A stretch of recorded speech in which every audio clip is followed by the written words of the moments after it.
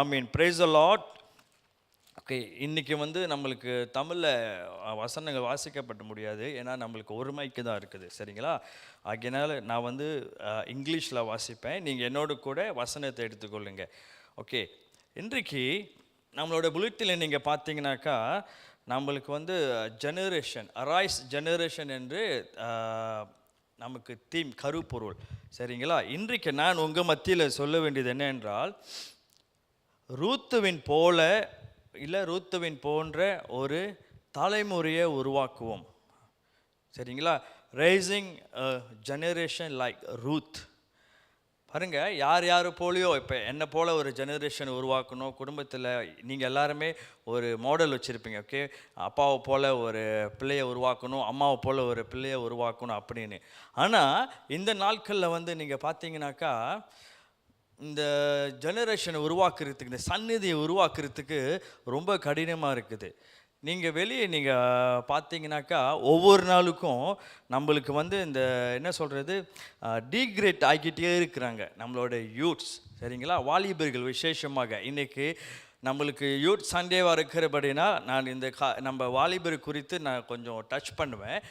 நீங்கள் பார்த்தீங்கன்னாக்கா அப்படியே நாளுக்கு நாள் வந்து டீக்ரேட்னாக்கா அவங்களோட காரியங்கள், சிந்தைகள் எல்லாம் உடனே சீக்கிரமாக கிடைக்கணும் போல் இருக்கும், சரிங்களா?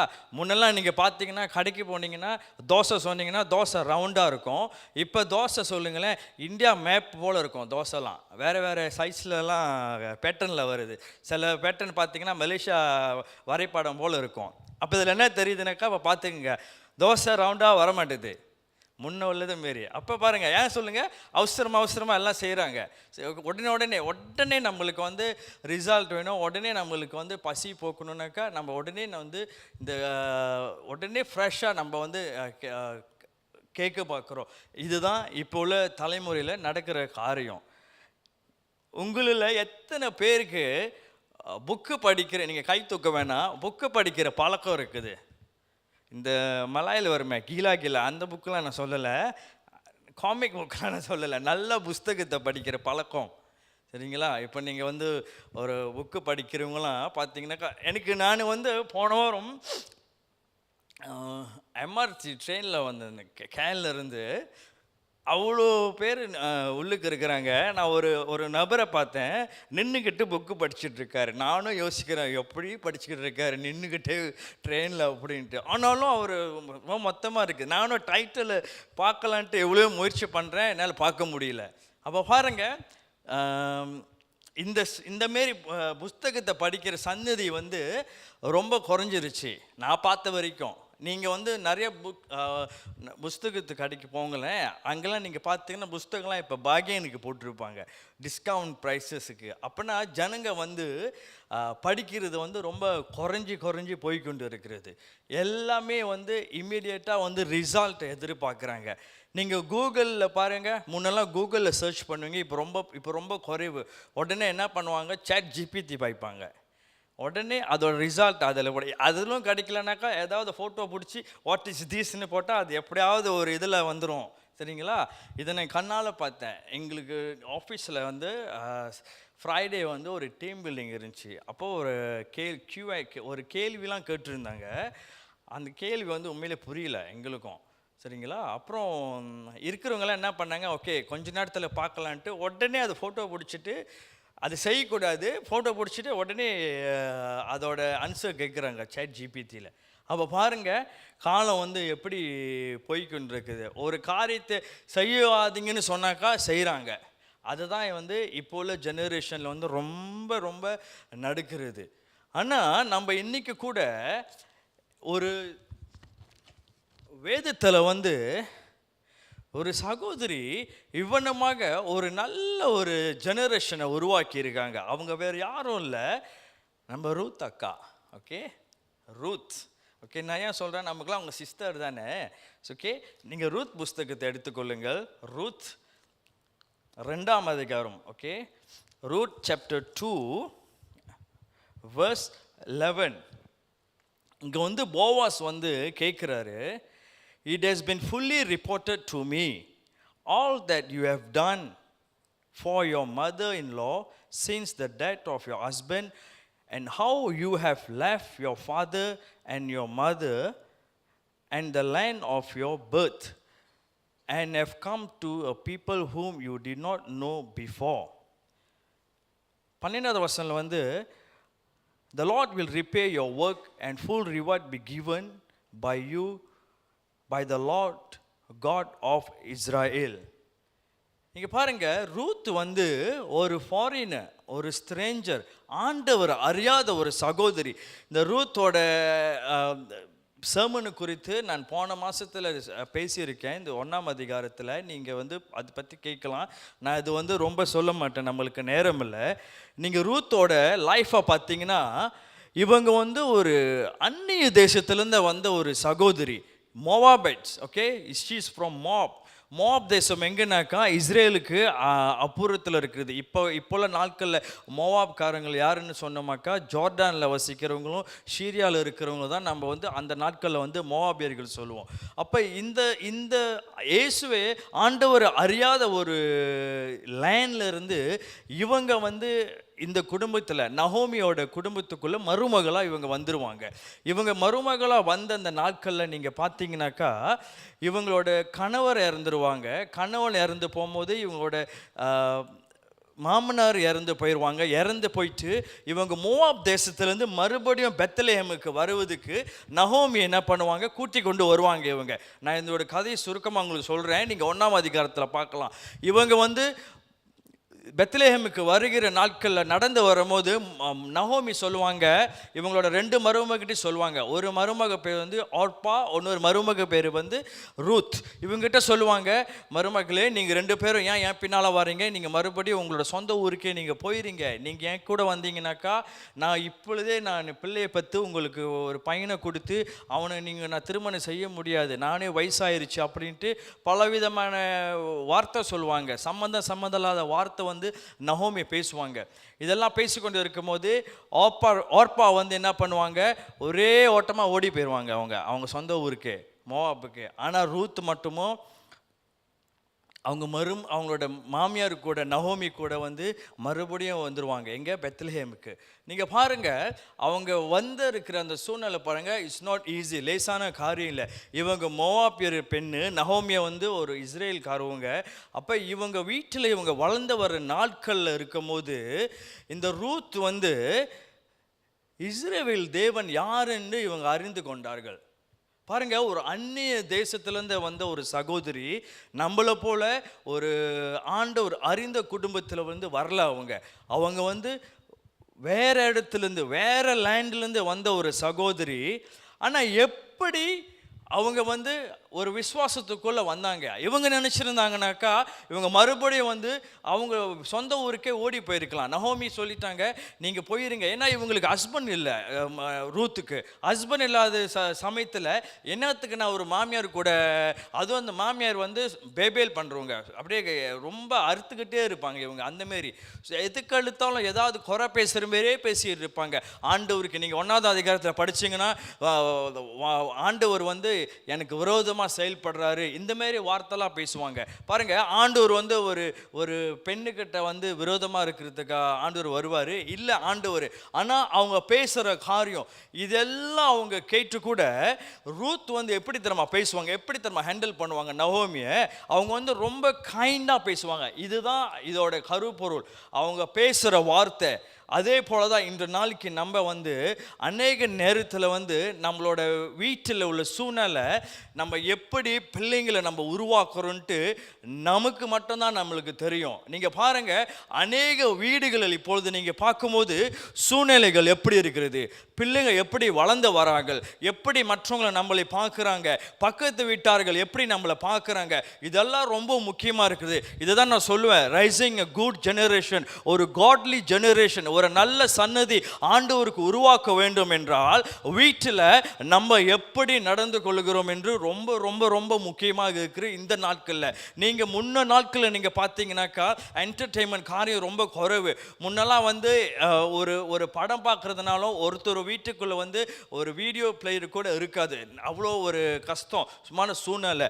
நிறைய பேர் வந்து தேட்டருக்கு கூட வந்து ரொம்ப பேர் போக மாட்டாங்க. நிறைய பேர் வந்து இந்த என்டர்டெயின்மெண்ட்டில் வந்து இன்வால்வ் பண்ண மாட்டாங்க. மாட்டாங்க. ஆகையினால ரொம்ப வந்து வீட்டில் வந்து எப்படின்னாக்கா பிள்ளைங்களை வந்து ஜெபத்துக்குள்ளே வழிநடத்துவாங்க. வீட்டில் குடும்ப ஜெபங்கள் இருக்கும். பிள்ளைங்களுக்கு வந்து மனப்பாட வசனம் சொன்னால் தான் பசியார கொடுக்க முடியும். மனப்பாட வசனம் சொன்னால் தான் பிரேக்ஃபாஸ்ட் மற்றும் லஞ்ச் எல்லாம் ப்ரொவைட் பண்ணுவாங்க. இது வந்து நீங்கள் நிறைய மிஷினரிகளோட லைஃப்பில் நீங்கள் பார்க்கலாம். இந்தியாவில் ஒரு மிஷினரி இருக்கிறாரு, அவர் பேர் அகஸ்டின் டி ஜெபகுமார். அவர் வந்து சொன்ன காரியம் நான் கேட்டேன் அவரோட பிரசங்கத்தில். அவங்க ஒவ்வொரு நாளுக்கும் ஒவ்வொரு மனப்பாட வசனம் சொன்னால் தான் அவங்களோட அம்மா வந்து பசியார கொடுப்பாங்களாம். அது வரைக்கும் அவங்களால சாப்பிட முடியாதான், அந்த வசனத்தை சொல்லி ஆகணும். ஆனால் இந்த நாட்களில் வந்து அப்படி நம்ம கொண்டுட்டு வரல. அப்படி கொண்டு நீங்கள் பிள்ளைங்கிட்ட சொன்னாலும் பாருங்கள், இப்போ உள்ள பிள்ளைகள் வந்து ரொம்ப கஷ்டப்படுவாங்க. நான் இதுக்குன்னு நான் சொல்ல வரலை, இது வந்து ஒரு எக்ஸாம்பிள் தான் நான் சொல்கிறேன். ஆனால் நம்ம வீட்டில் எப்படியெல்லாம் நம்ம வந்து கம்யூனிகேட் பண்ணி கொண்டு இருக்கிறோம். ஹஸ்பண்ட் ஒய்ஃப் அடிக்கடிக்கு சண்டை போட்டு கொண்டு இருக்கிறாங்களா பிள்ளைகள் முன்னுக்கு, பிள்ளைங்கள் பார்க்குறாங்க. இல்லை அந்த வீட்டுக்குள்ளே வந்து எப்போ பார்த்தாலும் பிரச்சனையாகவே இருக்கிறதா, எப்போ பார்த்தாலும் குவாரல், எப்போ பார்த்தாலும் சண்டை, இல்லை பிள்ளைங்கள் மத்தியில் குடி, ஆல்கோஹால், இந்த மாதிரி காரியம் வந்து வீட்டிலே பழகுறாங்களா. இதெல்லாம் வந்து வீட்டில் சூழ்நிலை வந்து இந்த சூழ்நிலை நிமித்தம் தான் இந்த ஜெனரேஷன் வந்து உருவாக்கப்படுகிறது. அதனால தான் நான் சொன்னேன், இப்போ உள்ள ஜெனரேஷன் ஏன் படிக்க மாட்டாங்கனாக்கா, பெற்றோர்கள் வந்து புத்தகம் படிக்கிறது குறைவு. அதனால் வந்து அந்த பழக்கம் பிள்ளைங்களுக்கு வராது. முன்னோர்களுக்கு பார்த்தீங்கன்னாக்கா நிறைய புஸ்தகத்தை படிப்பாங்க, பேப்பரை படிப்பாங்க. இப்போ பேப்பர் யாரும் வாங்க மாட்டோம். நம்ம த ஸ்டார், சன் இதெல்லாம் வந்து பாருங்கள் ரொம்ப குறைஞ்சிருச்சு. பேப்பர் படிக்கிறதே இல்லை யாருமே நம்ம. ஏன்னா நம்மளுக்கு எல்லாமே ஃபோனில் கிடைக்கிறனால நம்ம ஃபோன்லேயே இருக்கிறபடினால், ஈவன் நம்ம ஃபோனில் பேப்பர் படித்தாலும் நியூஸ் வாசித்தாலும் பிள்ளைங்க பார்க்கும்போது அப்பா எப்பொழுதுமே ஃபோன்லேயே தான் இருக்கிறாருன்ட்டு அவங்களுக்கு ஒரு தாட் வரும். சரிங்களா? அதுக்குனால இப்போ உள்ள ஜெனரேஷன் பாருங்கள், அவங்க பார்க்குறது எல்லாமே வந்து நம்ம என்ன செய்கிறோமோன்ட்டு ரொம்ப பார்த்து கொண்டு இருக்கிறாங்க. அதனால தான் வந்து இந்த ஜெனரேஷன் வந்து ரொம்ப டீக்ரேட்டட் ஆகிட்டு இருக்குன்னு சொன்ன ஆரம்பத்தில். மலேசியாவில் வந்து ஒரு செவ்வாய் எடுத்தாங்க, நான் படித்தேன். வருஷத்தில் 300 to 360 யங் பீப்புள் 15 வயசுலேருந்து 30 வயசு வரைக்கும் தற்கொலை பண்ணுறாங்க, காமிட் சூசைட் பண்ணிக்கிறாங்களாம். 300லேருந்து 360 பேர். ரீசன்ட்லி இப்போ புந்தோங்கில் 2 பெண் பிள்ளைகள் பெரிய ஒரு அபண்டன் ஃப்ளாட்லேருந்து 14 மாடியிலேருந்து புந்தோங்கில் விழுந்தாங்க. நான் வேலைக்கு போகும்போது அப்போ நான் போய் பார்த்தேன் அங்கே நின்று அந்த ஃப்ளாட்டை. அது ரொம்ப கொடூரமாக ஹாண்டடாக இருக்குது அந்த பிளேசஸ்ஸே. நிறையா பேர் வந்து அங்கே அந்த ஸ்ட்ரீட் பீப்புளெலாம் வந்து அங்கே தங்கிட்டு இருக்கிறாங்க. நானே யோசித்தேன், எப்படி தான் இந்த பிள்ளைங்க இந்த 14 மாடிக்கு மேலே ஏறி கீழே குதிச்சிருப்பாங்க அப்படின்ட்டு. நான் நியூஸ் நான் செக் பண்ணுறேன், இன்ன வரைக்கும் அவங்களால வந்து கண்டுபிடிக்க முடியல என்ன ஒரு பிரச்சனையில் மாட்டிக்கொண்டாங்கன்னு. ஆனால் நான் ஈப்போவில் இருக்கும்போது அந்த ஈப்போக்காரவங்க சொன்னாங்க, அது எவ்வளோ தூரம் உண்மை எனக்கு தெரியல. அவங்க என்ன சொன்னாங்கனாக்கா, இந்த பிள்ளைங்களோட சேர்ந்து ஒரு 11 பேர் பிள்ளைங்க வந்து ஒரு கைண்ட் ஆஃப் கேம் ஃபோனில் விளாண்டுருக்காங்க. அந்த கேமில் வந்து அதோட ஒன் ஆஃப் பீக் என்னாச்சுனாக்கா, அவங்கள வந்து தற்கொலை பண்ண சொல்லி அந்த கேமில் வந்துச்சா. எனக்கு தெரில அது எப்படியாப்பட்ட கேம் எனக்கு தெரில. ஸோ அதனால் வந்து இந்த பிள்ளைங்க இந்த 2 பிள்ளைங்க அந்த தற்கொலைக்குள்ளே இந்த கேம்னால் இன்ஃப்ளூயன்ஸ் ஆகி இந்த பிள்ளைங்க வந்து தற்கொலை பண்ணியிருக்கலாம் அப்படின்ட்டு ஒரு ரிப்போர்ட் சொல்கிறாங்க, ஒரு ரிசோர்ஸஸ். எனக்கு தெரில இது எவ்வளோ தூரத்துக்கு உண்மை அப்படின்னு தெரியவில்லை. ஆனாலும் நீங்கள் பாருங்கள், ப்ராபபிளி இருக்கலாம். ஏன்னா நீங்கள் பாருங்கள், நிறையா பிள்ளைங்க வந்து ஃபோனில் வந்து பார்த்தாங்கன்னா ரொம்ப கேமில் வந்து விழுந்துடுறாங்க. அதனால் நம்ம வந்து ரொம்ப ஜாக்கிரதையாக இருக்கணும். பிள்ளைங்க எப்படியாப்பட்ட ஃபோனில் எந்தமாரி கேம் விளாட்றாங்கன்ட்டு நம்ம ரொம்ப கண்காணிக்கணும். ஒரு வித்தியாசமான கேமில், ஒரு விரோதமான கேமில் போச்சுன்னு வச்சுக்கங்களேன், அப்புறம் அது எங்கேயோ போய் பிள்ளைங்களை வந்து விட்டுரும். சரிங்களா? இதை வந்து ஒரு ஈப்போல் இருக்கிற ஒரு நபர் என்கிட்ட சொன்னார். அப்போ நான் சொன்னேன், இது என்ன தான், இதனால தான் இவங்க இப்படி ஆனாங்க அப்படின்ட்டு நான் கேட்கும்போது சொன்னார், அண்ணே இந்த பிள்ளைங்க பக்கத்தில் இருக்கிற ஒரு ஸ்கூல் கூட படிக்கலை புந்தோங்க, இந்த பிள்ளைங்க வந்து எங்கேயோ படிக்கிறாங்க, அங்கேருந்து என்னதுக்கு தான் இவ்வளோ தூரத்துக்கு அதுவும் கிராப்பில் வந்து இந்த பில்டிங் கிட்ட வந்திருக்கிறாங்க, இங்கே ஏன் பர்டிகுலராக வந்து இந்த 14 மாடியில் இவ்வளோ பேர், சில பேர் ட்ரக் அடிக்ட்ஸ்லாம் அந்த இடத்துல இருக்காங்க, இவங்க போய் இவங்க துரட்டி போய் போய் அவங்க விழுந்திருந்தாலும் போஸ்ட்மார்ட்டமில் வந்து அது காமிச்சிருக்கோம். பட் அந்த அந்த அறிகுறி எதுவுமே இல்லை. இதுங்க விழுந்ததுக்கு ஒரு என்ன சொல்ற சொந்தமாக விழுந்ததில் தான் ரிப்போர்ட்டில் இருக்கிறது. அப்போ நீங்கள் பாருங்கள் எந்த மாரி ஒரு பாதிப்புக்குள்ளே பிள்ளைங்க போய்கொண்டு இருக்கிறாங்க. ரீசன்ட்லி ஒரு டீச்சர், தமிழ் ஸ்கூல் டீச்சர், அவங்க வந்து குரூப் பசார்னால பூலி கேசஸ், அவங்க வந்து ஸ்கூல் கிளாஸ்லேயே தற்கொலை பண்ணிக்கிட்டாங்க.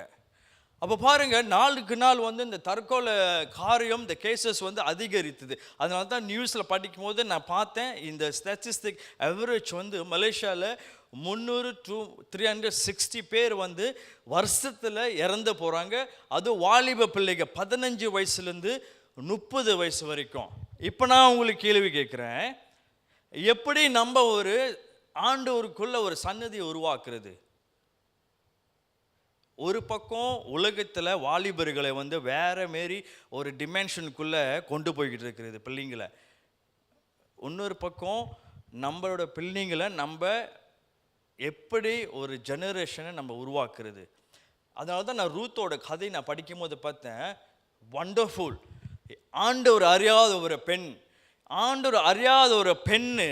இந்த பெண்ணு வந்து the Lord of Israel, இஸ்ரவேல் தேவனை அறிந்தபடியினால் அவங்க நவோமி கிட்ட சொல்றாங்க, உன்னுடைய ஜனம் என்னுடைய ஜனம், உன்னுடைய ஆண்டவர் your God is my God, உன்னுடைய ஆண்டவர் என்னுடைய ஆண்டவர். இது வெரி பவர்ஃபுல்லான ஸ்டேட்மெண்ட் தெரியுங்களா? உன்னுடைய ஆண்டு ஒரு அந்நிய பெண்ணு வந்து சொல்றாங்க. நவோமி வந்து ஆண்டவரை அறிஞ்சுவங்க. அவங்க வாயிலிருந்து இந்த வார்த்தை வரல, ஆனால் ரூத்தோட வாயிலிருந்து இந்த வார்த்தை வருது, உன்னுடைய ஆண்டவர் என்னுடைய ஆண்டவர். அப்படின்னா ஆண்டவரை அறிய வேண்டிய அறிவில் நம்ம வரணும்னு தான் நான் சொல்ல வரேன். ஏசப்பா யாருன்னு நம்மளுக்கு தெரியணும், நம்மளுடைய கடவுள் யாருன்னு நம்மளுக்கு தெரியணும். இதுதான் நம்மளோட ஜெனரேஷனுக்கு நம்ம சொல்லக்கூடணும், நம்ம சொல்லணும். நம்ம சொல்ல தவறிட்டா, நம்ம வாழ தவறுனாக்கா, நம்மளோட பிள்ளைங்க ஒரு நாட்களில் வந்து வேறொரு வழியில், வேறொரு இன்ஃப்ளூயன்ஸில் வேறு மாரி போயிடுவாங்க. அதனால தான் இப்போ உள்ள நாட்களில் வந்து நம்ம ரொம்ப கவனமாக நம்மளோட ஜெனரேஷனை கொண்டு வரோம். நம்மளோட சன்னதியை வந்து நம்ம வேலைன்ட்டு நம்ம இருந்துட்டோமாக்கா, நம்ம வீட்டை பார்க்காம விட்டுட்டோமாக்கா, நம்ம வந்து ஒரு பக்கம் நம்ம காசு தேடுறோம், நம்ம வேலை செய்யணும். ஆனால் நம்மளுக்கு பின் வருகிற சன்னதி, இந்த சன்னதி வந்து நம்மளே நோக்கி பார்க்குதே, நம்மளே பார்த்து கொண்டு இருக்கிறாங்களோ, க்ளோஸ்லியாக மானிட்டர் பண்ணுறாங்க. அப்போ இந்த சன்னதியை வந்து உருவாக்குறதுக்கு நம்ம வந்து ஆண்டவருக்குள்ளே கிளிங் பண்ணணும். எப்படி வந்து ஒரு குரங்கு வந்து, அந்த சின்ன குரங்கு வந்து தாய் குரங்கு வந்து பிடிச்சிக்கிட்டு இருக்கிறதோ, தொங்கி கொண்டு இருக்கிறதோ, அது போல தான் நம்ம ஏசப்பா வந்து நம்ம வந்து அப்படியே பிடிச்சு கொள்ளணும். என்னோடு கூட நீங்கள் இன்னொரு வசனத்தை நாங்கள் சொல்கிறேன். இயேசுவோட அன்பு எப்படியாப்பட்ட அன்புன்னு நம்ம அறிஞ்சோமாக்கா, நம்ம இந்த நாட்களில் வந்து அவரோட அன்பை விட்டு நம்ம விலகி போகவே மாட்டோம். இப்படியாப்பட்ட ஒரு ஆண்டவரை நம்ம சந்தித்து வந்திருக்கிறபடினால் இந்த இயேசு யார் என்று நம்ம அறிந்து கொள்ளணும். அதனால தான் வந்து இந்த இயேசு யார் என்று முதல் நம்ம அறிஞ்சோம்னாக்கா, அவரோட அன்பு ஆழம் அகலம், அவர் யார் என்று நம்மளுக்கு முதலாவது தெரியணும். அப்போ தான் இந்த தேவனை வந்து பிள்ளைகளுக்கு வந்து நம்ம காமிக்க முடியும். முதலாவது பிள்ளைகள் உருவாக்காத முன்னுக்கு முதலாவது அந்த தேவனை வந்து யார், எப்படியாப்பட்டவர், அந்த இயேசு ராஜாதி ராஜா. பாருங்க, வேறொரு நாமம் கொடுக்கப்படவில்லை தெரியுங்களா? வானத்திலும் பூமியிலும் ஒரே நாமம். வானத்துக்கு ஒரு நாமம், பூமிக்கு ஒரு நாமம், அப்படி இல்லை. வானத்திலும் பூமியிலும் ஒரே நாமம், சர்வ வல்லமுள்ள நாமம். அந்த நாமம் இயேசு கிறிஸ்து. இந்த நாமத்தினால மட்டும்தான் காப்பாற்ற முடியும். நம்ம ரொம்ப தேங்க்ஃபுல், நம்ம ரொம்ப என்ன சொல்கிறது, நம்ம ஆசீர்வதிக்கப்பட்ட ஜனம். ஏன் தெரியுங்களா? வெளியே யாருக்குமே இந்த நாமம் கொடுக்கப்படலை தெரியுங்களா? நம்மளுக்கு கொடுக்கப்பட்டிருக்க ஒரே ஒரு நாமம் இயேசு கிறிஸ்து. இந்த நாமத்தை வச்சு என்னென்ன செய்யலாம் தெரியுங்களா? அந்த நாமத்தை குரியர் வந்து சாதாரணமாக அந்த பூமிக்கு வரல தெரியுங்களா? அவர் பிறக்கும் போதே பாருங்க, நமக்கு அம்மாவோட வயிற்றுல இருக்கும் போது எவ்வளோ இருட்டுக்குள்ளே இருக்கிறோன்ட்டு பாருங்க. வயிற்றுக்குள்ளே ஃபுல்லாக இருளாக தானே இருக்கும், பிள்ளைங்களுக்கு தெரியாது கர்ப்பத்தில் பிறக்கும் போது. ஆனால் அந்த இருட்டில் கர்ப்பத்தில், மரியாவோட கர்ப்பத்தில் இயேசு இருந்தார். அவர் வானத்தையும் பூமியை படைச்சவர். அவருக்கு எப்படி இருக்கும் அந்த சிச்சுவேஷன்? நீங்கள் நம்ம யோசிச்சு பார்த்துருக்குமா? நம்ம எப்படி பிறந்தோம், 10 மாதம் 9 மாதம் நம்ம எப்படி வயிற்றுக்குள்ளே இருந்தோம் நம்மளுக்கு தெரியாது தெரியுங்களா? ஆனால் அப்படியாப்பட்ட தேவன் பரலோகத்தையும் பூமியை படைச்ச நம்மளை வந்து வார்த்தையினால சிருஷ்டிச்சாரு. நம்ம வந்து அவருடைய சொன்ன வார்த்தையினால சிருஷ்டிச்சார் தெரியுங்களா. நம்ம சாயலாக மனிதனை உருவாக்குவோம். நம்மளை உருவாக்காத முன்னுக்கு அவர் வார்த்தையினால சொன்னார். அவர் சொல்லி தான் உருவாக்குனார். நம்ம வந்து ஆக்சுவலி அவரோட எப்படியாப்பட்ட ப்ராடக்ட்னா அவரோட வார்த்தையில் ப்ராடக்ட். அவரோட வார்த்தை சொல்லி தான் நம்மளை படைச்சிருக்காரு. அதே வார்த்தை தான் மாம்சமாயிட்டு நம்ம கையில் இருக்கிற இந்த இந்த வேதத்தின் மூலியமாக பைபிள் வசனத்தில் இந்த வார்த்தை தான் இயேசு கிறிஸ்து. இயேசு கிறிஸ்துவ ருசிக்க ருசிக்க படிக்க படிக்க இந்த ஜெனரேஷனை வந்து இப்படி தான் நம்ம வந்து கொண்டுட்டு வர முடியும். இந்த நாமம் பெரிய நாமம், வல்லமுள்ள நாமம், பரிசுத்த நாமம். அப்படியேப்பட்ட ஆண்டவர் நமக்காக வந்து ஒவ்வொரு நாளும் போதிச்சாரு ஜனங்கள மத்தியில். மனம் திரும்புங்கள். அவர் முத பிரசங்க வார்த்தையை வந்து மனம் திரும்புங்கள், பரலோக ராஜ்யம் சமீபமாக இருக்கிறது சொன்னார். இந்த மனது தான் நம்ம வந்து பிடிச்சார் ஆண்டவர். இதை மட்டும் நம்ம டியூன் பண்ணோமாக்கா எல்லாமே ஆட்டோமேட்டிக்காக சரியாயிரும். அதனால தான் ஆண்டவர் சொன்ன மைண்டை பிடிக்கிறாரு. மனம் திரும்புங்கள். இங்கிலீஷில் ரிப்பேன் போட்டிருக்கோம், ஆனால் தமிழில் அழகாக போட்டிருக்கோம் மனம் திரும்புங்கள்.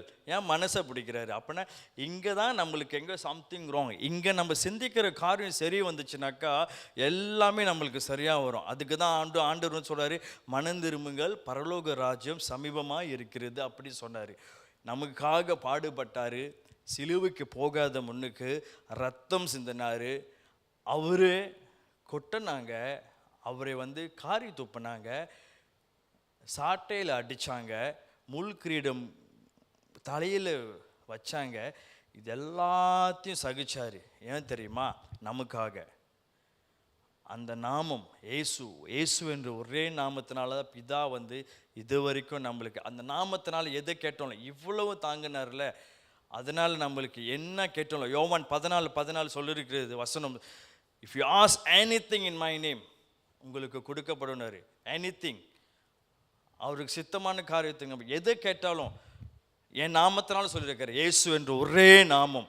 அந்த நாமத்தினால தான் நம்ம இந்த ஜெனரேஷனை உருவாக்கணும். இந்த சன்னதியை வந்து ரொம்ப கஷ்டமாக இருக்குது இப்பொழுது வருகிற சன்னதியை நம்ம கொண்டுட்டு வரதுக்கு. ஏன்னா இயேசு என்ற அந்த நாமத்தை நம்ம வந்து சரியாக முதலாவது நம்ம குடும்பத்தில் எப்படி நம்ம கொண்டுட்டு வரோம், அந்த நாமத்தை அறிஞ்சு அந்த நாமத்தை நம்ம எப்படி பிள்ளைங்களுக்கு ஊற்றுன்ட்டு தான் வருகின்ற சன்னதியை வந்து இயேசுக்காக நிற்க போகுது. என்னோடு கூட லூக்கா 15 எடுத்துக்கொள்ளுங்கள். இது வந்து ஆக்சுவலி உங்களுக்கு எல்லாம் தெரிஞ்ச ஒரு கதை.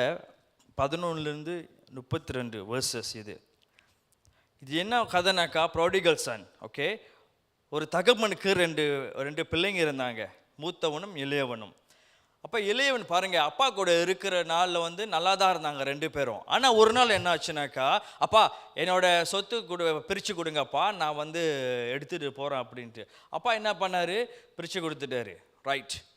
இவன் பாருங்க, அப்பா கூட இருக்கும் போதெல்லாம் அப்பாவை வந்து எப்படி பார்த்துருக்கான்னா, அப்பா கிட்ட காசு இருக்குது, அப்பாவோட காசு மட்டும்தான் அவன் நோக்கி பார்த்துருக்கான். அதனால தான் வந்து அவன் காசை குறியாக வச்சு காசை மட்டும் எடுத்துக்கொண்டு போயிட்டான். சரிங்களா? ஆனால் சில நாட்கள் ஆச்சு. அவன் என்ன ஆச்சுனாக்கா, அவன் வந்து இன்னொரு அந்நிய தேசத்தில் இருக்கும்போது எல்லா பணத்தையும் செலவு பண்ணிட்டான். இருந்த காசெல்லாம் செலவு பண்ணி மேனேஜ் பண்ண தெரியல. எல்லாத்தையும் செலவு பண்ணி முடித்த உடனே கடைசியில் பசி எடுக்கும் போது சாப்பாடு இல்லாமல் பண்டியோடு இன்னொரு பண்டியாக தலை விட்டுட்டு பண்டி சாப்பாடு வந்து சாப்பிட்ற அளவுக்கு அவன் போகும்போது அப்பொழுது தான் அவனுக்கு புத்தி தெளிந்து அவன் என்ன பண்ணான், எங்கள் அப்பா வீட்டுக்கு போனால் வேலைக்காரனுக்கும் நல்ல பிரெட்லாம் இருக்குது, ஆனால் நான் வந்து பண்டியோடு சேர்ந்து இங்கே சாப்பிட்டு கொண்டு இருக்கிறேன்ட்டு அவனுக்கு புத்தி தெளிந்த நேரத்தில் அவன் யோசிப்பான், அப்பா கிட்டுக்கு போனால் நான் ஒரு வேலைக்காரனை போல் நானும் என்னை சேர்த்துக்க மாட்டாரா அப்படின்னு இவன் நினைக்கும் போது, இவன் தூரத்துலேருந்து வரும்போது நீங்கள் வசனம் பார்த்தீங்கன்னாக்கா, வசனம் 20, லூக்கா 15 வசனம் 20, அவன் தூரத்துலேருந்து, okay, when he was still a great way off, father saw him. அப்பா பார்க்குறாரு. அவர் என்ன பண்ணுறாரு, அப்பா பார்க்கும்போது அவன் மேலே மனம் இறங்கி அவரை ஓடி போய் அவனை விழுந்து அவனை கட்டி பிடிச்சி முத்தமிடுகிறாரு. நீங்கள் பாருங்க, இந்த அப்பா வந்து ஜஸ்ட் அவன் காசு எடுத்து கேட்டான்ட்டு கொடுத்துட்டு மாட்டோன்னு அவர் விடலை தெரியுங்களா. அவர் தூரத்துலேருந்து பார்க்குறாருன்னா ப்ராபப்ளி அவர் வீடு வந்து பணக்காரவங்க மேல் மாடி இப்படிலாம் இருக்கும். அப்படின்னா ஒவ்வொரு நாளும் இவர் பார்த்துக்கிட்டு இருக்காரு, என் மகன் போனானே அவன் இன்னைக்கு வருவானான்ட்டு ஒரு நாள் விடாமல் விதவுட் ஃபெயில் நம்மளை வந்து பார்த்து கொண்டே இருக்கிறாரு இந்த தகப்பன். வருவானா, என் பையன் வருவானா. பாருங்க, இந்த பையன் தூரத்தில் வரும்போது இவர் பார்த்துட்டார். அப்படிதான் வசனம் சொல்லுது, வசனம் 20. அவன் தூரம் வரும்போது இவர் பார்க்கும்போது என்ன பண்ணாரு, இவர் ஓடுறாரு. நீங்கள் பாருங்க, முன்ன இஸ்ரேல் தேசத்தில் நீங்கள் பார்த்தீங்கன்னா நம்ம போல் பேண்ட்ஸ் போட்டிருக்க மாட்டாங்க. அவங்க வந்து ஒரு ஆடை ஆம்பளால் எப்படி போட்டிருப்பாங்களா, இது வரைக்கும் துணி ஒரு எப்ரன் மாதிரி இருக்கும், அவங்க ஃபுல்லாக கவர் பண்ணியிருப்பாங்க. அப்படி தான் இப்போ அரப்காரங்களாம் பார்த்துருக்கீங்களா எப்படி உடுத்துவாங்க, ஜுபா போட்டிருப்பாங்களே அது போல தான் போட்டிருப்பாங்க. அப்போ நீங்கள் பாருங்கள், அது போட்டுக்கிட்டு இருக்கிற அவங்க வந்து நல்லா ஓட முடியாது தெரியுங்களா, நம்ம போல் ஃபாஸ்ட்டாக ஓட முடியாது. இப்போ நான் பேண்ட்ஸ் போட்டிருக்கேன், வேகமாக ஓடுவேன். அந்தமாரி இப்போ ஃபுல்லாக கவுன் மாரி அவங்க போட்டுக்கொண்டிருக்க அந்த உடுப்பை வச்சுக்கிட்டு எப்படி ஓடுவாங்க. அப்படி அவர் ஓடினார்னாக்கா அவர் வந்து அந்த துணியை வந்து தூக்கணும், ஆமாவா இல்லையா, முட்டி வரைக்குமாச்சும் தூக்கணும், தூக்கிட்டு தான் ஓட முடியும். இஸ்ரேலில் வந்து ஆண்கள் வந்து துணியை வந்து போட்டிருக்கும் போது அவங்க வந்து தூக்கக்கூடாது, அவங்க போட்டிருக்கிற துணியை. அது வந்து ஒரு அவமான சின்னம். ஆனால் இந்த தகப்பன் பாருங்க, அந்த அவமான பேச்சுக்கு ஆள் சொன்னாலும் பரவாயில்ல, இஸ் ட்ரூ. நம்ம வந்து நீங்கள் இஸ்ரேலில் நீங்கள் பழைய ஏற்பாடு பார்க்கலாம், இல்லை நீங்கள் ரிசர்ச் பண்ணி பாருங்கள், அவங்க வந்து துணியை தூக்க மாட்டாங்க. அவங்க அதனால தான் பாருங்கள், ஆண்டவர் வந்து ஆரோனுக்கும் மோசேக்கு சொல்லும் போது எப்படி துணி இருக்கணும்னாக்கா ஆண்டவர் தான் அந்த அளவு கொடுத்தாரு, நம்ம காலுக்கு ஃபுட் வரைக்கும் இருக்கணும் அந்த துணி. அப்போ அவங்க போட்டிருக்கிற அந்த உடை வந்து எனக்கா நம்ம கால் தெரியக்கூடாது அளவுக்கு தான் அவங்க துணியை போட்டிருப்பாங்க. இந்த போல ஒரு உடுப்பை போட்டிருக்கும் போது தகப்பன் ஓட முடியாது. அப்போ பாருங்க, அவர் அதை தூக்கிட்டு ஓடுறாரு, ரன். ஆண்டவர் இதுதான் நம்மளுக்கு செய்கிறாரு. நம்மளை அவரை விட்டு எவ்வளோ தூரம் நம்ம வந்து போய் போய் போய் போய் நம்ம வந்து மறந்து அவர் வேணான்ட்டு நம்ம போனாலும் ஒவ்வொரு நாளும் நமக்காக காத்திருக்கிறாரு. என் பையன் வருவானா. ஏற்கனவே அவர் அவமானப்பட்டுட்டாரு. பட் இருந்த போதிலும் அவர் அது எல்லாத்தையும் மறந்துட்டு என்னை அவமானப்படுத்தினாலும் பரவாயில்லன்ட்டு ஒவ்வொரு நாளும் நம்மளுக்கு காத்திருக்கிறாரு. இப்படியாப்பட்ட தகப்பனுடைய அன்பை நம்ம அறிஞ்சாதான் இந்த அன்பை வந்து நம்மளோட பிள்ளைகளுக்கு நம்ம வந்து ஊற்ற முடியும். பாரு, நம்ம ஏசப்பா எப்படியாப்பட்ட ஆண்டவர்னு நம்ம சொல்லணும். நம்ம பிள்ளைங்கக்கிட்ட வந்து தவறி விட்டோம் அந்த நாட்களில். ஏன் இந்தமாரி போயிடுச்சுன்னா, பிள்ளைங்க வந்து ஆண்டவர் அறியாமல் வந்து ரொம்ப பின்வாங்கி போய் கொண்டிருக்கிற நாள் இயேசு கண்டா வந்து அவங்களுக்கு வந்து ஒரு தெரியாத ஒரு சூழ்நிலைக்குள்ளே ஏன் ஆகுறாங்க. ஏன்னா முதலாவது நம்ம அவரை ருசிச்சு இருக்கணும். நம்ம ருசிக்கும் போது தான் பாறையா ஏசப்பா எப்படியாப்பட்டவர்னு தெரியணும். அணைக்கிற தேவன் ஓடுறாரு. இதே போல தான் நமக்கு நடக்கும். சில நேரத்தில் நம்மளுக்கு வேலை காரியங்கள் எதாக இருக்கும் போது நல்ல சம்பளத்தினால நம்ம என்ன பண்ணுவோம், சம்பளத்தினால நம்ம போயிடுவோம். ஆனால் அந்த சம்பளத்தினால சபை அழுக்க வேண்டிய காரியம் வரும், சபைக்கு போக முடியாத காரியம் வரும். இட்ஸ் ஓகே ஃபார் அஸ், நம்ம வந்து பரவாயில்ல, நம்ம நேரம் இருக்கும் போது நம்ம போய்க்கலான்ட்டு. ஆனால் உங்களுக்கு தெரியுமா, ஒரு நாள் சம்பாதிக்க அந்த காசு இப்போ எப்படி நடந்தது, இளையகுமாரன் காசுனால தான் போனான். ஆனால் காசை எடுத்துக்கொண்டு அந்த காசை முடிச்சுட்டு மறுபடியும் அப்பா கிட்ட தான் வரான். நம்ம பாருங்க, அநேக நேரத்தில் நம்மளுடைய சூழ்நிலையினால, நம்ம வேலை செய்கிற காரியத்தினால நம்ம பணத்தை சம்பாதிக்கணுன்ட்டு பணத்தை நோக்கி போகிறோம். ஆனால் அந்த பணத்துக்கே எஜமானா இருக்கிற பணத்தை கொடுக்குறவரே அவர். ஆனால் அவரை நம்ம மறந்து விட்டு அவரோட காரியத்துக்குள்ளே நம்ம வந்து போகாதனால தான் அநேக நேரத்தில் நம்ம வந்து மாட்டிக்கொண்டு கஷ்டப்பட்டு கொண்டு இருக்கிறோம். இன்று நாள் வந்து ஆண்டவர் நம்மளோட பேச வேண்டும். ஏனென்றால் அநேக நேரத்தில் நீங்கள் பாருங்கள், ரொம்ப பேர் நம்ம வந்து ஆண்டவர் பணத்தினால விட்டுட்டு நம்ம வந்து ஆண்டவரை விட்டுட்டு போய்விடுவோம்.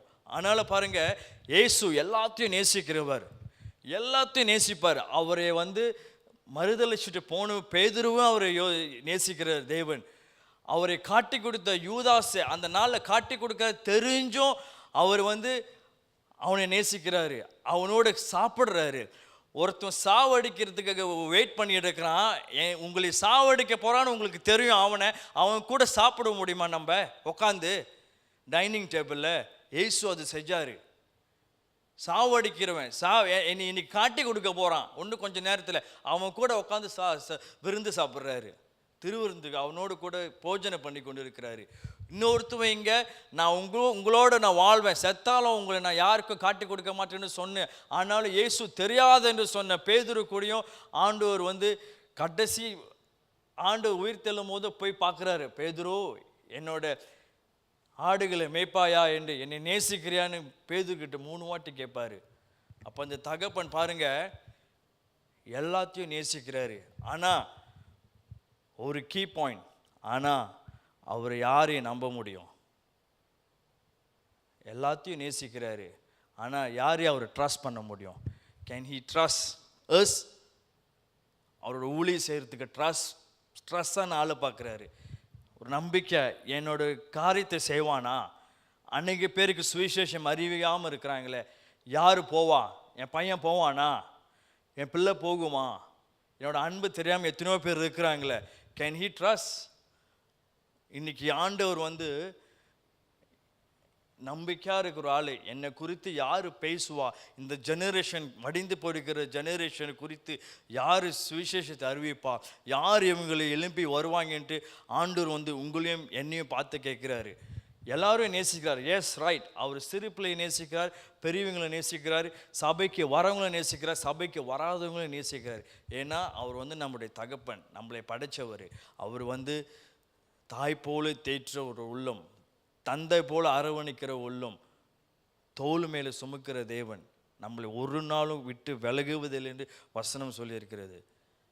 நம்மளை அனாதையாக விட்டுட்டு போக மாட்டேன்னு சொன்னவர். அப்போனா ஒவ்வொருத்தரும் நேசிக்கிறாரு. ஆனால் அவர் நம்புறதுக்கு ஆட்கள் தான் இப்போ குறைவாக இருக்கிறது. அது குறைந்தபடினால தான் வருகிற ஜெனரேஷன் வந்து ஆண்டவர் அறியாமல் அப்படியே இயேசு யாருன்னு தெரியாமல் அப்படியே இருக்கிறாங்க. நம்ம நினச்சிருக்கிறோம் இயேசு வந்து எல்லாருக்கும் தெரியும் இந்த நாட்கள்ன்ட்டு. ஆக்சுவலி இல்லை. நான் ஒரு ஆளை சந்தித்தேன், ஒரு நேபாளி சகோதரரை சந்தித்தேன். அவருக்கு நான் இதை பற்றி சொல்லியிருக்கேன்னு நினைக்கிறேன். நான் அவர்கிட்ட, அவர் வந்து நான் ஒரு ட்ரெயின் ஸ்டேஷனில் பார்க்கும்போது டிக்கெட் எடுக்க தரல, டிக்கெட்லாம் எடுத்து கொடுத்துட்டு அவர் கூட பேசிக்கிட்டு இருக்கும்போது அவர் கேட்டார், நீங்கள் வந்து தமிழாக கேட்டார். ஆமாம் அப்படின்னு. ஏன்னா அவருக்கு தெரிஞ்ச தமிழால் வந்து சண்டை இந்தமாரி பிரச்சனைக்குள்ளவர். அப்போ அவர் வந்து ஆச்சரியமாக பார்த்தார். நான் சொன்னேன், நான் வந்து கிறிஸ்டியன், நான் வந்து அந்தமாரி ஆட்கள் இல்லை, இயேசு தெரியுமான்னு கேட்டேன். இயேசு தெரியல அவருக்கு. நான் சிலுவை எல்லாத்தையும் போட்டுக்காங்க ஒரு அளவுக்கு தெரியுது, பட் அவருக்கு வந்து முழுமையாக தெரியல. அப்போ நானும் என்ன பண்ணேன், எல்லாத்தையும் இன்டர்நெட்டில் போட்டு நேபாள் மொழிக்கு டிரான்ஸ்லேட் பண்ணி அவர்கிட்ட காமிச்சேன். இயேசுனை நேசிக்கிறார் அப்படி சொல்லும் போது அவர் சிரிச்சார். இது யார் தெரியுமான்னு கேட்டால் தெரிலன்றாரு. அப்போ பாருங்கள், இன்னமும் அந்தமாரி ஆட்கள் இருக்கிறாங்க. அப்போனா பாருங்கள், சுவிசேஷம் அறிவிக்கையும் இயேசு பற்றி அறிவிக்கப்படாத இடங்களும் இன்னமும் இருக்கிறது. நம்ம தேசத்துலேயும் நேபாள ஆள் இருக்கிறாங்க, இயேசுவை பற்றி தெரியல, இயேசு பேர் யாருன்னு தெரியல. அப்போ இந்தமாரி ஆட்களுக்கு சுவிசேஷம் அறிவிக்கிறதுக்கு ஆண்டவருக்கு வந்து ஆட்கள் தேவை. அப்போ அவர் யாரையும் நம்புவார்? நம்மளே தான் நம்புவார். நம்மளே தான் வெயிட் பண்ணிகிட்டு இருக்கிறாரு. யார் போய் என் காரியமாக போய் சொல்லுவான்ட்டு இயேசு நம்மளே தான் வெயிட் பண்ணிக்கிட்டு இருக்கிறாரு. இப்போ நம்மளே போகாமட்டால் வருகிற ஜெனரேஷன் வந்து இப்படி தான் இயேசு அறியாமல் போய்கிட்டே இருப்பாங்க. அப்போ அவங்கள வந்து உலகம் வந்து வேறோட நோக்கத்தில் வேறோட வழியில் பிள்ளைகளை கொண்டுட்டு போயிடும். ஏன் நான் ரூத்தோட சந்நிதி போல சொன்னேன்னா, ஒரு அந்நிய தேசத்திலேருந்து வந்த சகோதரியே ஆண்டவர் அறிஞ்சு அந்த சகோதரி மூலியமாக தாவீதோட சந்நிதியே வந்துச்சு. அந்த சந்நிதியில் தான் இயேசு வந்தார். நீங்கள் வந்து இது வந்து மத்தேயு 1ஆம் அதிகாரத்தில் 5வது வசனத்தில் நீங்கள் பார்க்கலாம். நீங்கள் எடுத்துக்கொள்ளுங்களேன் என்னோட கூட. மத்தேயு 1 வசனம் 5.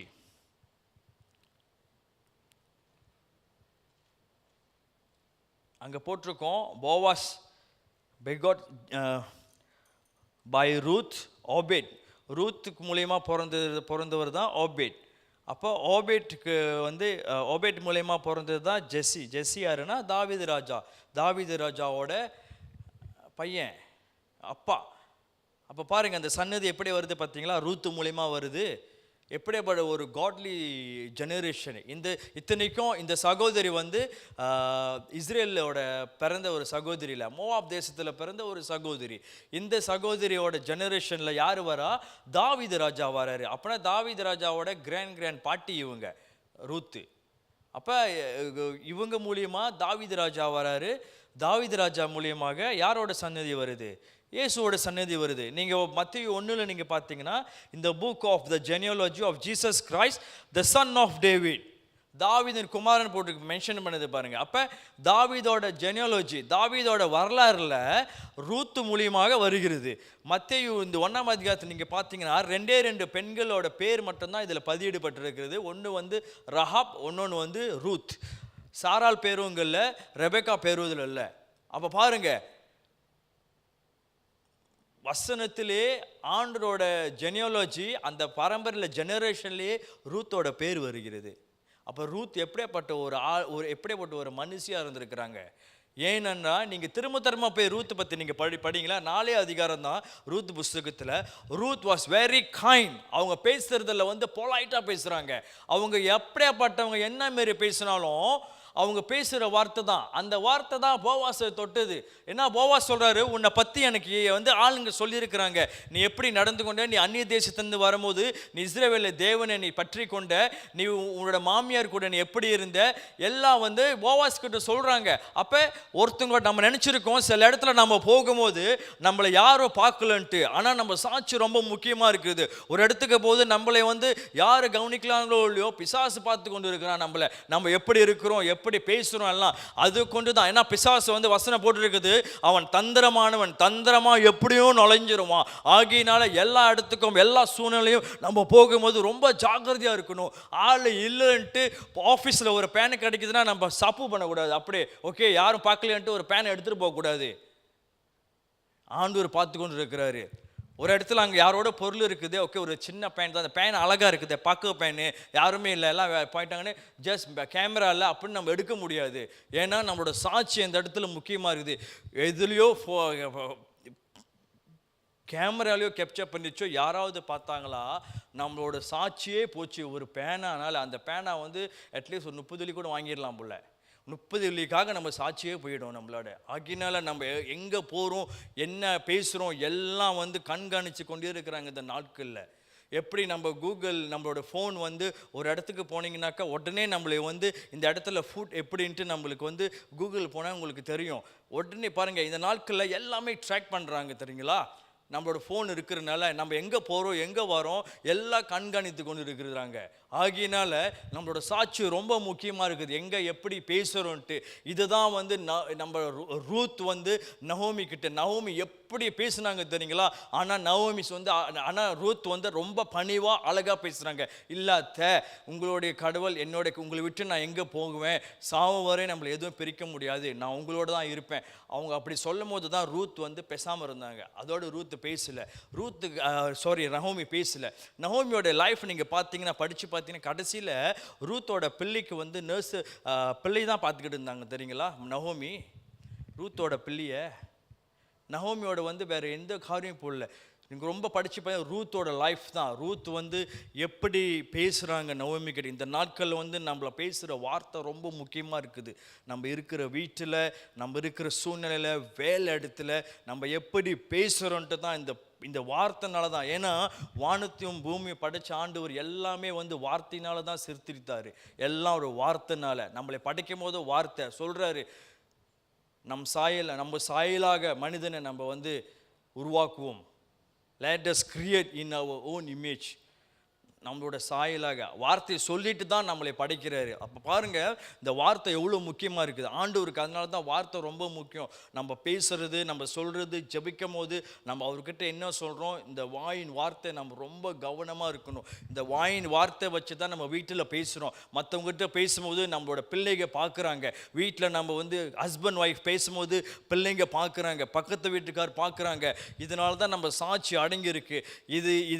இந்த காரியத்தை நம்ம சரியாக நம்ம பார்த்துக்கொண்டோம் என்றால் நம்ம வருகிற ஜெனரேஷன் ஆண்டவருக்குள்ள ஒரு நல்ல ஜெனரேஷனாக நம்ம வந்து சொல்ல தேவையில்லை, அதுவே உருவாகிரும் தானா. ஆமென். இதுதான் ரூத் செஞ்சாங்க. ரூத்தோட ஜெனரேஷன் பாருங்க எப்படி உருவாகுது. அந்த ஒரே மனுஷினால அவங்க அவங்களோட லைஃப், அவங்களோட கைண்ட்னஸ், அந்த இறக்கம், குணம், அவங்க எல்லாவற்றிலும் அவங்க பாருங்க. அவங்க ஒரு வேலைக்கு போகும்போது அந்த வேலைக்கு போகும்போது கூட மாமிக்கிட்ட சொல்லிட்டு போகிறாங்க, அத்தான் நான் போயிட்டு இதில் பொறுக்கிட்டு வரேன், மிச்சம் இருக்கிறதெல்லாம் அப்படின்ட்டு. ஸோ அவங்க ஒரு நல்ல வேலை செய்கிற ஒரு பெண்மணி போகிறாங்க, பொறுக்கிறாங்க எல்லாத்தையும். அந்த இடத்துல ஆளுங்க பார்க்குறாங்க எப்படி வேலை செய்கிறாங்கன்ட்டு. தண்ணி குடிக்கும் போது மட்டும்தான் தண்ணி குடித்தாங்க. 2ஆம் அதிகாரத்தை நீங்கள் படிக்கலாம், நமக்கு டைம் இல்லை. ஸோ நீங்கள் பார்க்கலாம். அப்போ தண்ணி குடிக்கிறாங்க. அந்த நேரத்தில் தான் போவாஸ் பார்க்குறாரு, இந்த பெண் யார் அப்படின்ட்டு. பாருங்கள், நம்ம வேலையில் ரொம்ப கவனமாக இருந்தோமாக, ரொம்ப ரொம்ப கவனமாக இருக்கும்போது நம்மளை பார்ப்பாங்க ஈஸியாக. இதுதான் நீதிமொழிகள் ப்ரோவர்ப்ஸ் 22:29 சொல்லுவது, 29 சொல்லப்பட்டிருக்கிறது. தன் வேலையில் ஜாகிரதையாக இருக்கிற மனுஷனை நீ கண்டால் அவன் நேசனுக்கு முன்பாக நிற்காமல் ராஜாக்கள் முன்பாக நிற்பான் என்று வசனம் போட்டிருக்கிறது. You must be diligent in your work. வேலையில் ரொம்ப கவனமாக இருக்கணும். வேலை இடத்துல செய்தாலும் சரி, வீட்டில் நம்ம வேலை செய்தாலும் சரி, சபையில் நம்ம செஞ்சாலும் சரி, we must be very diligent. செய்கிற வேலையை நம்ம சரியாக செய்யணும், டிலிஜென்ட்டாக செய்யணும். ஆண்டவர் பார்க்குறாரு, எல்லாரும் பார்த்து கொண்டு இருக்கிறாங்க, இவன் எப்படி வேலை செய்கிறான், எப்படி நடந்துக்கிறான். everyone is watching over us. வேலையில் ரொம்ப டிலிஜென்ட்டாக இருக்கணும். இதுதான் ரூத் செஞ்சாங்க. செய்கிற காரியத்தில் எல்லாம் டிலிஜென்ட், எல்லாம் கருத்தா செய்கிறாங்க, கருத்தா பேசுகிறாங்க, கருத்தா வேலை செய்கிறாங்க. சாப்பிட்ற நேரமா சாப்பிட்றாங்க, தண்ணி குடிக்கிற நேரமா தண்ணி குடிக்கிறாங்க, மறுபடியும் போய் வேலை செய்கிறாங்க. போவாஸ் பார்க்குறாரு, யார் இந்த பெண்ணு? அப்போ தான் வேலைக்கார சொல்கிறான், காலையிலிருந்து வேலை செய்து கொண்டு இருக்கிறா, இப்போ கொஞ்ச நேரம் மட்டும்தான் தண்ணி குடிக்க வந்திருக்கிறாருன்ட்டு வேலைக்கார சொல்கிறாங்க. ஆமாம், இவளை பற்றி நான் கேட்டிருக்கேன்ட்டு உடனே போவாஸ் ரூத்துக்கிட்ட சொல்கிறாரு, உனக்கு இஸ்ரவேல் தேவன் உனக்கு தக்க பலன் உனக்கு கொடுப்பாருன்னு சொல்லும் போது 10ஆம் அதிகாரம் சொல்றாரு, எனக்கிட்ட ஏன் அந்த ஃபேவர், ஏன் நான் என் மேல இவ்வளோ இருக்கும் அப்படின்ட்டு. அப்போதான் போவாஸ் சொல்றாரு, இஸ்ரவேல் தேவன் உன்மேல் நோக்கமாக இருக்கிறபடினால், ஏன்னா உனக்கு தக்க பலனை கொடுக்குறாரு. ஏன்னாக்கா அவ செஞ்ச காரியத்துக்கு you paid in full. ஆண்டவர் ரிப்பே பண்ணுறாரு மறுபடியும். ஏன்னா அவ செய்கிற காரியம், அவள் ஒரு அந்நிய தேசத்துலேருந்து வந்தவ, ஒரு அந்நிய காரிச்சு, ஆண்டவரை பற்றி அறவே தெரியாது. அப்படியாப்பட்டவ இஸ்ரவேல தேவனை அறிஞ்சு அவள் இன்னமும் பலப்பட்டு ரொம்ப அவள் பேசுகிற வார்த்தை, குணங்கள் எல்லாம் மாறிடுச்சு. அவள் முன்ன எப்படி இருந்தால் நம்மளுக்கு தெரியல, மேபி முன்ன இப்படி இருந்திருக்க மாட்டான். ஆனால் இஸ்ரவேல தேவனை அறிஞ்ச போது அவளோட லைஃபே மாறிடுச்சு. அது போல் நம்ம எவ்வளோ நாள், எத்தனோ வருஷம் ஆண்டவரை அறிஞ்சு நம்மளுக்கு குணாதிசயங்கள், நம்ம காரியங்கள், நம்ம எடுத்து என்ன மாற்றம் இருக்கிறது நம்ம ஆராய்ச்சி பார்க்கணும். Are we change? நம்ம லைஃப் மாறி இருக்கிறதா? நம்ம வேதத்தை படிக்கிறோம், ஜெபிக்கிறோம், how about our life? நம்ம லைஃப் மாறி இருக்கிறதா? இது இப்படி இந்த லைஃப் மாறும்போது நம்ம ரொம்ப கருத்தாக இருப்போம், ரொம்ப கைண்ட்னஸாக இருப்போம், எந்த காரியத்தை செஞ்சாலும் கவனமாக இருக்கும். பிள்ளைகளை வளர்க்குறதுலேருந்து, மற்றவங்ககிட்ட பழகிறதுலேருந்து, வேலை இடத்துலையும் சரி, எல்லா இடத்துலையும் ரொம்ப கவனமாக இருப்போம். அதனால தான் சந்நிதி நமக்கு நல்ல ஒரு சந்நிதியாக உருவாக்கப்படும். இது நம்ம தவறி விட்டுன்னு வச்சுக்கோங்களேன், நம்ம சந்நிதி நம்ம பார்த்து கொண்டு இருக்குது, அந்த சந்நிதி இயேசு அறியாமையே போயிடுவாங்க. இதில் நம்ம ரொம்ப கவனமாக இருக்கும் இந்த நாட்கள். அதனால தான் நான் நிறைய காரியம் சொன்னேன்ல, யாருக்கு புக்கை படிக்க பழக்கம் இருக்கிறது, இதெல்லாம் ஏன் சொல்லுங்க. ஒரு காலத்தில் நல்லா புக்கை படிப்பாங்க நிறைய பேர். நீங்கள் பார்த்தீங்கன்னா புஸ்தகம் படிச்சுட்டு இருப்பாங்க, நிறைய நாலேஜ் வரும். இப்போ புஸ்தகம் படிக்கிற ஆட்கள் ரொம்ப குறைஞ்சி போயிருச்சு. அப்போ பிள்ளைங்களும் பார்க்குறாங்க, பிள்ளைங்களை பாருங்கள், எங்கே புஸ்தகத்தை படிக்கிறது, ஸ்கூலுக்கு போகிற ஒரு காரணத்தால் தான் படிக்கிறாங்க. இல்லைன்னா மற்ற நேரம் முக்கால்வாசி நேரம் என்ன பண்ணுறாங்க, அவங்களுக்கு வேறு மாரி என்டர்டெயின்மெண்ட் இருக்கிறது. ஆகையினால நம்ம பெற்றோர்களாக இருக்கிற நாங்கள், கிறிஸ்துவா இருக்கிற நம்மள் தான் ஒரு நல்ல ஒரு சன்னதி உருவாக்கணும்னாக்கா, வீட்டில் முதலாவது அந்த சூழ்நிலை நம்ம தான் உருவாக்கணும். நம்மளை பார்த்து கொண்டு இருக்கிறாங்க, எந்த மாதிரி சூழ்நிலை நம்ம பிள்ளைகளுக்கு உருவாக்கி கொண்டு இருக்கிறோம். நம்ம ஆண்டவரை தேடுறோமா, பணத்தை தேடுறோமா? தேடணும். ஆனால் எது நம்மளுக்கு முக்கியம்? கடைசியாக ரெவலேஷன் எடுங்களேன், முடிக்க போகிறேன். ரெவலேஷன் கடைசி அதிகாரம் 22 நினைக்கிறேன். ஓகே, 22:12